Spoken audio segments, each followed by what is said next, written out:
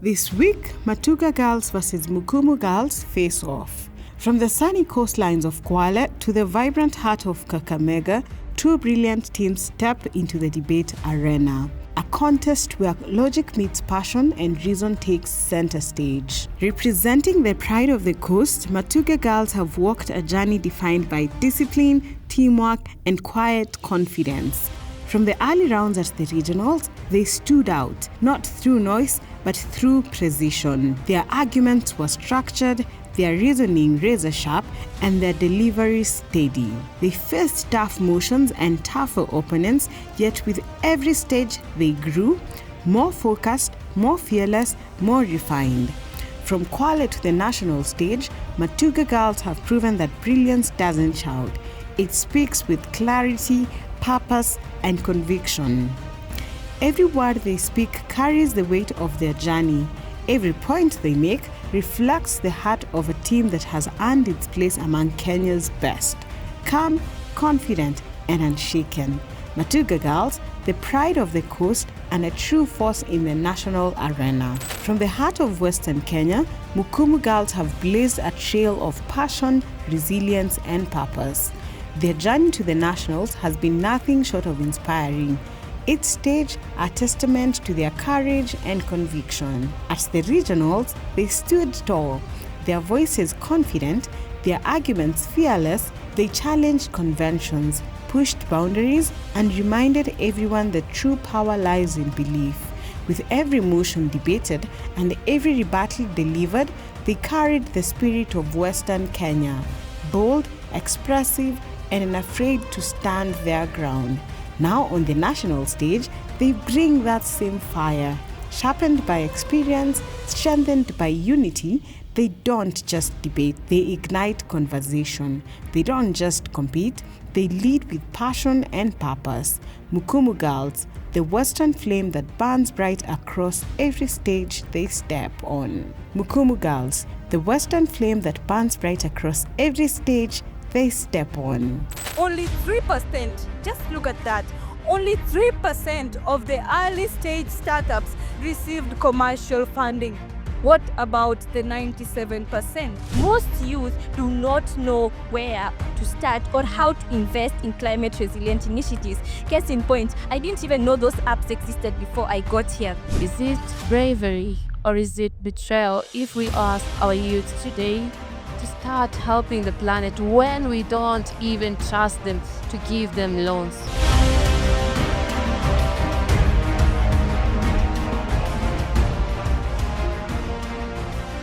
Ladies and gentlemen, welcome to the Debate Circle for yet another episode here. We are at the Nationals 2025 and I'm joined with senior team Matuga girls versus Mukumu girls. Their motion of dissection reads, current financial products, including bank loans and investment schemes, are structured in a way that discourages youth from investing in climate-resilient initiatives. I'll read the motion of dissection again.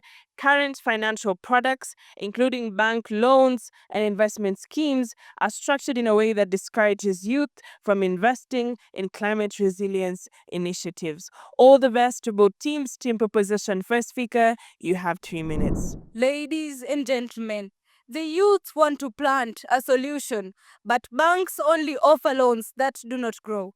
I really wonder, how are we supposed to grow climate resilience when the financial soil is already barren? June Myron standing here today to provide firm proposition to the motion which states that current financial products, including bank loans and investment schemes, are structured in such a way that discourages the youth from investing in climate resilience initiatives. But before we start, let's know these terms are not just jargon. Let me give clear, comprehensive definitions of the key terms that we have for the motion. First, we have financial products. These are various instruments such as loans and saving accounts that are offered by financial institutions. We have investment schemes. These are financial plans that are designed to grow money over time through pooled investment. A very good example, we have green bond, whose major market is in Europe. And here we're talking about France and Germany, to be accurate. Climate resilience initiatives. These are programs that are aimed at strengthening the ability to adapt and recover from climate change. An example, we have urban green infrastructure, which is based in the New York in the United States of America. Our stance as team proposition, we're not saying that these financial products are bad. No, in fact, they are very good, but the manner in which they are structured is not beneficial at all. This takes me to my first point, which is that financial product models discourages the climate innovation. According to studies done by the Climate Policy Initiative in 2023, only 3%, just look at that, only 3% of the early stage startups received commercial funding. What about the 97%? These bank systems, they label this green startup as high risks just because they like a high profit industry.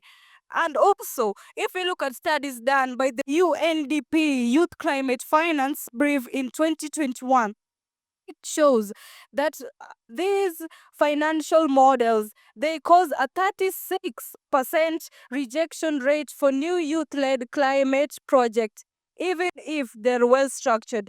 They don't actually give these young people to show them what they have when it comes to the climate resilience initiatives. My second point, lack of collateral and credit security locks out the youth. According to studies done by the financial sector deepening in 2022, 80%, just look at that, 80% of Kenyan youth aged 18 to 35 years of age do not meet the basic requirements for bank loans. And here, most banks actually require collateral.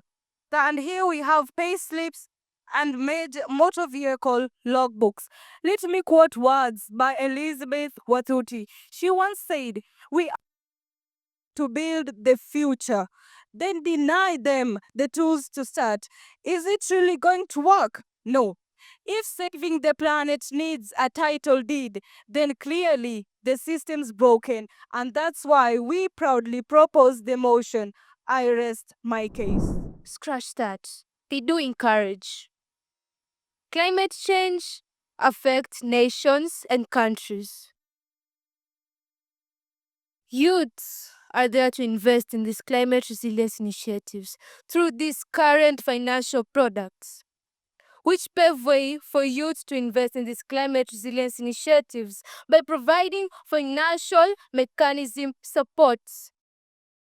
I'm Justina Kinyi from the Pearl of Matuga of the Coast Region, Matuga Girls High School, ready to oppose the motion that states that current financial products, including bank loans and investment schemes, are structured in a way that discourages youth from investing in climate resilience initiatives. Well, they see that current financial products are structured in a way that discourage. Really? Well, I know something. They do encourage green loans and ESG financial labeling. Well, what are green loans? These are financial products that are tied up to a principle. Which is this principle? The low interest rates. These low interest rates require clear impact reporting, thus making them attractive for youth green led ventures. ESG, environmental, social, government funds. These funds only invest in companies that behave nicely. Take it as a financial version of the Good Kid Club. It's a fact that ESG funds hold over $2 trillion in assets. Spoilers? Youth investors are so interested. This is according to Morningstar 2021. On to our second point, green, blue, and resilient bond. What are these green bonds? Green bonds are fixed income products that are issued to fund projects such as sustainable agriculture and water resilience. Whereas green bonds are the forest guardians, the blue bond are the ocean knights, protecting our oceans and our friends, our fishy friends. Resilience bond. Think of resilience bond as a financial product insurance policy. For when climate change throws a tantrum, they fund stuffs like stronger buildings and fund flooding defenses. For example, the Seychelles Blue Bond, which raised $15 million to finance conservation, sustainable fisheries, coastal resilience for vulnerable people aged under 35. This is according to World Bank. How do they encourage youth to invest in climate resilient initiatives? The way it just worked from where I sit to here is how the youths are working out there because banks have denied them loans to empower our. Sorry about that. The stress the loans are giving to our youth is what's causing my asthma to be triggered because I'm so panicked about this. Akini Jasmine standing here to firmly propose this motion. Before I go any further, our first speaker, it seems from the opposing side, it seems you forgot a little bit of something because you didn't tell us what financial products truly mean. And to me, I could have said that financial products is the main thing that could be defining this motion because truly you kept us in the dark. We do not understand the motion if you don't define it for us. And again, do you have any evidence that climate change affects nation? I don't think you do. And if you do have, you did not bring it clear to us. Even Jesus started with no assets. Only believe. And look what he did. Don't tell me that lack of collateral means there is no potential. That potential starts with that little thing that you're having. You don't need an empire to buy a car. You need to start from saving to buy that car. So why are we putting our youths in the dark? Why are our banks frustrating our youths by denying them loans? We should look into that. By the way, have you ever realized that bank risk essential assessments tools are biased against new ideas? Because literally, when a youth proposes an idea to a bank, they don't even listen to the idea. Just because they know the idea is new, they know because this is a youth, the idea will definitely fail. They are going against the words quoted by John Anthony that you won't ever know unless you try. They are not willing to try. They are just doing things because they want to do. If you try something, it's when you know the outcome. All the banks are just assuming that this will lead to a loss. This will lead to a loss because the youth have presented it forth. They should realize that youths have something and they should give them a listening ear. Now, according to the International Financial Corporation, Small and Medium Enterprises, says that over 40% of SMEs in developing countries are underutilized and unserved by the financial system. 40%. 40%. Imagine 40%. They are not being served by this organization. Now tell me, if this 40% could have been served, where could our nation be right now? I am not testing my case until it is proven that this motion is better proposed than opposed. And that's why your climate innovation keep getting shut out. Not because it's wrong, but it's because it's new. I'm not testing my case, and my third speaker is coming to continue this motion. We ask the youth to build a future, but we deny them the tools to start. The first proposer said that, right? And she doesn't tell us by proposing this motion, she is actually doing what she is against. You see, the reason why the youth are not investing in current financial products is not because of the way they are structured, it's because they lack the knowledge to do so. Let me start from the top. Finance and climate in a single statement spell out nothing greater than the need to change. Sustainable Development Goal number 13 is climate action. If we aim to achieve it, then we not only have to think against, but beyond this motion. It's going to be shocking news to our proposers, but it's still good news. Current financial products are actually making green investing cool. In today's world, climate investing is showing up on your phone in sweatpants. Yes, in sweatpants. With apps like Betterment in the US, Tika in the UK and Kenya, Green Portfolio in worldwide, they let the youth invest in clean energy, reforestation, and sustainable climate with as little as 1,000, no, scratch that, 100, no, scratch that, $10. Meaning, current financial products are doing their job. They are showing up to the table and they are ready to serve. But there is a problem. The youth aren't investing in climate resilient initiatives. True. So, what is actually discouraging them from investing? Number one, massive knowledge gap. Most youth do not know where to start or how to invest in climate resilient initiatives. Case in point, I didn't even know those apps existed before I got here. According to IIEDC, a survey in 2023 found out that 65% of youth lack access to clear, actionable information on how they're supposed to invest on climate resilient initiatives. Schools don't teach it, platforms don't explain it. So this is basically gate-kept information. The youths are not lazy, they are lost. And no matter how much you demolish and restructure the current financial products, you aren't going to help them unless you give them the knowledge they need. And let's talk about the financial status of the youth. The youth of today are focused on surviving. With student loans breathing down their necks and rent sky high, the youth are not focusing on investing in climate resilient initiatives. They are focusing on surviving. If it comes pick between going green and going for lunch, the youth are picking lunch for very reasonable reasons. That's the rule of the land, survival for the fittest. According to Deloitte.com, a survey on 2022 found out that nearly 15% of the Gen Z live on paycheck to paycheck, and over 60% say that financial stress prevents them from investing in causes that they care about. So it's not about the financial products. They can't invest. The economy does not allow them. So no matter how much you demolish, restructure the current financial products, you aren't going to get there. And instead of throwing a lot of shade on current financial products, let's look for actionable solutions that can help us. Like, let's put finance in the curriculum so that I can know how to invest in solar panels. Frankly, I'm very interested in that. I'd like to know. From the only pal of Coast Region, Matuga Girls High School, Coletta Kokonya, the pleasure is always mine. While our second speaker didn't raise a case, I'm here to restart the case.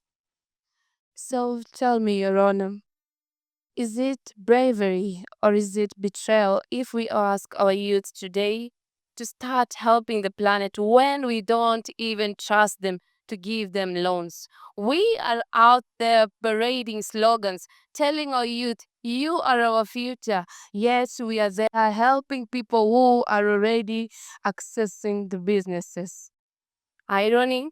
Nah, it is the system. And that is why Juliet Bahati stands here today to propose the motion. First speaker, you say that the companies that behave goods are the ones who are empowered. Really? The companies. As according to the Central Bank of Kenya, youths don't even have jobs. And you're talking about companies. Companies owned by people who are 30 years and above. 68% of the youth are out there asking for loans, but they're not given. It is not because they have bad ideas. It is because they're lacking cholesterol. So, what I want to tell you, let's not confuse open doors with broken system. Speaker number 2, you said that they lack knowledge. Oh my goodness, I do agree with that. They do lack knowledge, but not that kind of knowledge you're thinking about. They lack knowledge about your banks, the banks that are discouraging them. And what do you think the solution is? We want their solution to be financial literacy, but you cannot teach what is not structured. And that is why my team and I say, let's encourage them by first restructuring, and number two, let's give them financial literacy. As we know, knowledge is power. So you're saying that funds exist, but the bridges are the ones that don't exist? Really? Is that what we're doing to the youth? We don't want to discourage them. We want to encourage them. We want our youth to be powerful. And the only way we can do that is by restructuring and providing financial literacy. Now, to begin with, financial system was never built for us, and the evidence betray the fairy tales. And that is why, according to the UNDP 2024, 7% of the global green finance reaches the youth. The youth don't even know that 120 billion was dedicated to them because only 10% of it reached to them. So that is the kind of knowledge that the youth are lacking, not that kind of knowledge the opposition is telling us. And that is why we will continue to oppose this motion. And if the system won't fund our future, then it is all right because they are already funding our failure. To wrap up my package for intellectual fulfillment, allow me in a special way to tell the opposition side that we are not pressing a case. We are not here for sympathy. We are not here for emotion. We are here for intelligence. And that is why we continue to say, We can't blame the structure when the climate resilience initiatives themselves aren't out there for the youth to invest. The financial products can't provide funds for youths who are willing to invest in climate resilience initiatives when the initiatives themselves ghost the youth when it comes to inclusion. That's why we talk about tokenism. Tokenism is illusion of inclusion, where the climate resilience initiatives are structured in a way they look inclusive, where they pretend to include the youth when actually the youth aren't included. Team proposition pins the structure of financial products as the issue, but team proposition tells you that the real barrier lies in the gatekeeping mechanisms of the climate resilience initiative themselves that create an image to the youth that they are risky, expensive, and simply out of reach. Believe me, the youths are trying. They are planting, they are creating awareness, but the only thing coming in between them and expanding their full potential in climate action is the demerits of the climate initiatives themselves. Allow me to debunk this motion because the issue isn't really the structure of the financial products, but the demerits of the climate resilience initiatives that are open, impractical, uninviting, and inaccessible to youths. Let me be clear, when I defend bank loans and investment schemes and any other financial products, I have the acknowledgement that their systems are complex. But to say that they discourage youth when it comes to climate action is an overstretch. The real barrier lies in the climate resilience initiatives, and here's why. Climate resilience initiatives offer low and delayed returns. Unlike tech startups and electric vehicles, climate resilience initiatives like flood prevention and drought-resistant agricultural products rarely generate income. Youth are in a critical stage. As the third speaker said from Team Proposition, they have no job. So they are busy paying for education and starting families. Yet many climate resilience initiatives come along with long-term payoffs with asserted outcomes. The OECD reports that resilience projects have an average return on investment of over 10 to 20 years. Honestly, that's a tough sell for youths who are trying to pay off student loans. They don't have the luxury of waiting. According to a study by the UNEP, Youth Climate Action Survey, only 17% of youth investors prioritize long-term environmental resilience projects, while 70% prefer digital technology with quicker returns. Young people aren't uninterested in climate action. They are interested in the project that tie up money, time, and energy, which takes decades without uncertainty of return. Financial products play their parts. But we have other factors like lack of awareness of these climate resilience initiatives and the demerit of the climate resilience initiatives that excludes the youth. So let's stop blaming the banks. If anything, financial products actually are evolving. Talk about green bonds, soft climate loans, and impact funds, which are more accessible than ever. The real issue is the climate resilience initiatives who don't speak to the needs, capabilities, or ambitions of today's youth. With you was Chantal Yambura from the PAL at your service. If we can't get juice, we go for water. And if you can't get water, we go for tea.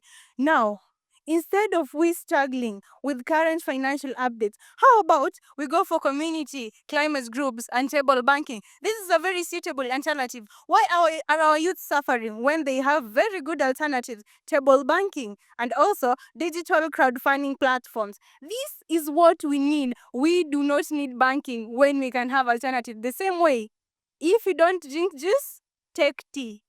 So, our youths have alternatives. We do not have to rely on banks that pressurizes us on loans we do not even need.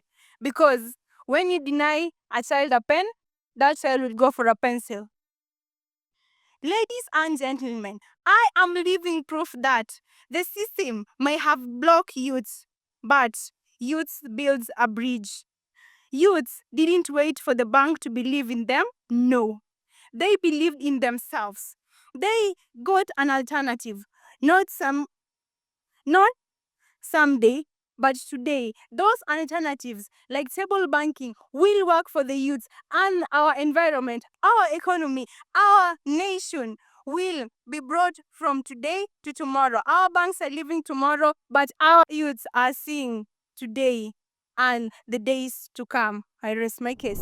Even with the many alternatives, you're still gonna be killing the youth because they lack knowledge. So your alternatives are not going to help them. What we need to do is teach the youth. Teach me about ESGs, ETFs, green bonds, blue bonds, carbon credits, green mutual funds. These are things that I need to know. And actually, current financial products encourage the youth, but lack of knowledge and financial status of the youth does not allow them to participate. But climate resilient initiatives also have their demerits that hold the youth back from investing in climate resilient initiatives. So stop trying to pinpoint all the blame on current financial products. We don't play the blame game here. We sit down, we think, and look for solutions because we aren't here to just talk.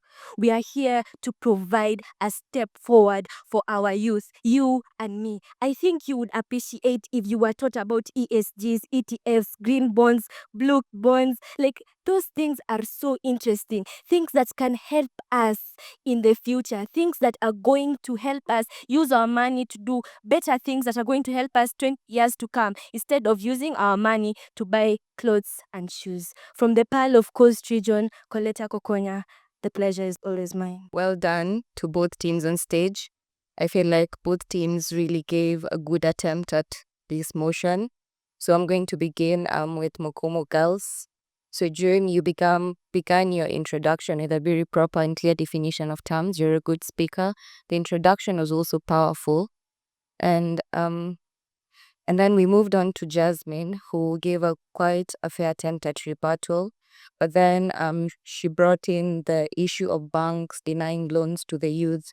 So then you left me wondering, then how can they be structured? How can these financial products be structured to encourage investing into these climate resilient initiatives? I wish you'd have gone a step further to try and illustrate or give a way forward or what can be done to this restructuring. And then we moved on to Juliet with such a strong introduction. But then you also spoke about the youth lacking knowledge in these initiatives. Again, you left me wondering, so where's the evidence or where do you have facts to prove this? To prove what you're talking about in terms of lacking knowledge? You should have at least given us some evidence or clear facts to go with. And then moving on to Matuga girls, we had Jocelyn, who had a proper definition of terms. Your introduction was good. But then came in Coletta with such a good rebuttal, very confident, such an eloquent speaker. Your mastery of topic was on point. You talked about the massive knowledge gap and you gave data, you gave statistics, you talked about survival for the youth. Like you gave such strong points backed up by facts, which was so good. I feel like you gave justice to this motion. And on top of that, again, to just to say it one more time, you're such a good speaker. Like I commend you for that. And then you're literally the messiah for your team. And then came on Chantel, and she spoke about the gatekeeping of climate initiatives, and she spoke about the demerits of climate resilient initiatives. So your points were also solid, and you're also such a good speaker, and you did a very good thing giving justice to this motion. But I wish as a third speaker, you'd have come in not to give in fresh points, but at least try to give more weight and impact to the points of your fellow teammates as a third speaker. Otherwise, such a good job done by both teams, and I wish the best to all of you guys. We will move straight on to the results, but before announcing the results, a round of applause, please, for both teams on stage. Such an insightful conversation on sustainable finance instruments. And the judges have awarded Mukumu Girls with 61.92%. A round of applause, please, for Mukumu Girls. And the judges have awarded Matuga Girls with 64%. A round of applause for Matuga Girls for winning this round with 64%. Ladies and gentlemen, we have come to the end of yet another episode here at the Debate Circle. I have been your host, Jane Sheng, and until next time, it is goodbye from us. For more content of this nature, please follow our social media handles. That's at the Debate Circle across all platforms. Kwaheri.